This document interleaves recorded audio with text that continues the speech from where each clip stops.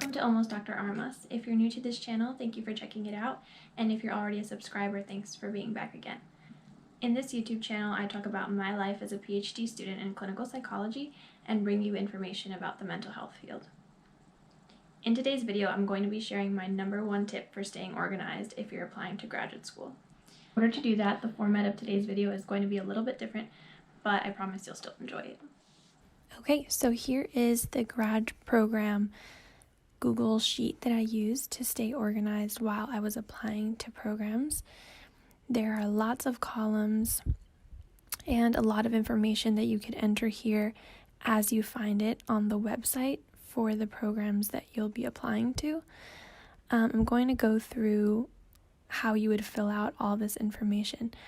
So let's say you're going to apply to Psychology University, which is obviously a fake school. You can put the type of program, PhD or PsyD, the deadline December 1st. Application fee is $150, that's pretty standard. Financial aid deadlines. So a lot of times programs will have scholarship deadlines and they'll have separate things that they want you to submit. So I'm just going to add a column here for scholarships. So you may have to submit another essay or an extra recommendation letter. Here is where you would write in both the deadline that's due. Sometimes it's different than the date that your application is due, and whatever else they want you to submit. So for now, I'm just going to put an essay, 5-page essay.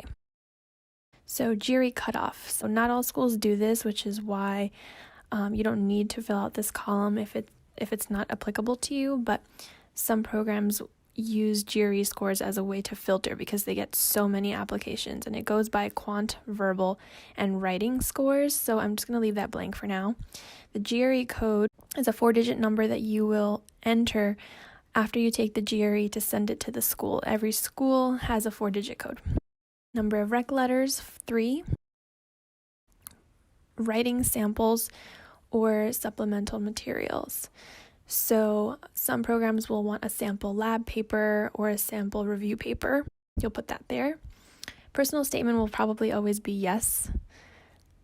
And you'll add the prompt there, whatever the program has on their website for how they want you to write that. Resume or CV. Most programs want a CV. Faculty members.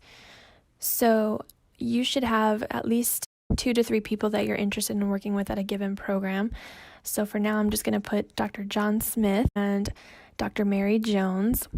So let's say these are the 2 faculty members that you're interested in. You'll have their email addresses listed. And this you'll find on the program website. You'll be able to see a list of all the faculty that they have and what they're working on, and that's how you'll decide what you're interested in.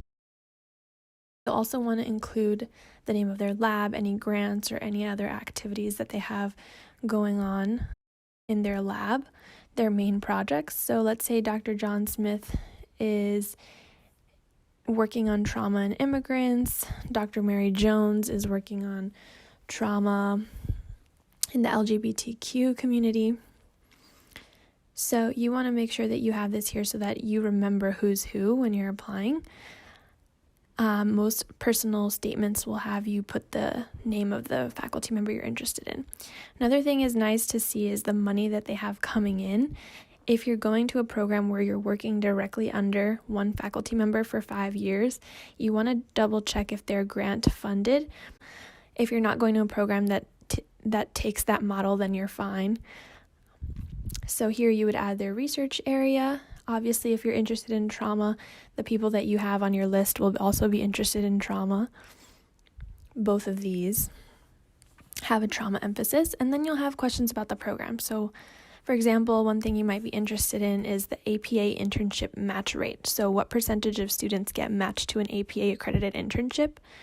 Another question you might have is the average number of years that it takes for students in this program to graduate.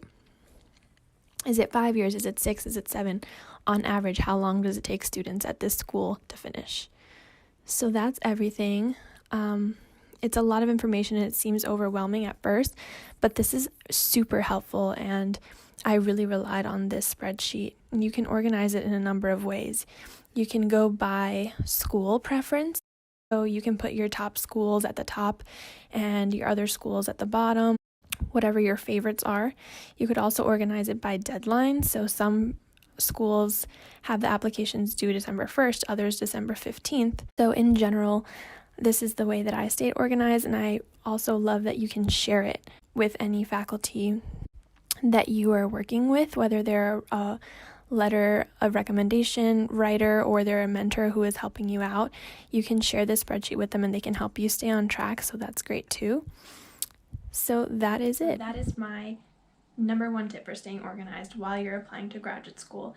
I know that it's a really stressful process, but you want to do everything that you can to keep yourself on track. So in the description for today's video, I'm going to have a link for getting access to this template, and I really hope that you'll use it. And I wish you the best on your graduate applications. Again, my name is Almost Dr. Armas. My goal is to inform you, to inspire you, to spark an interest in you, and hopefully also entertain you. And I hope you'll check back in for future videos.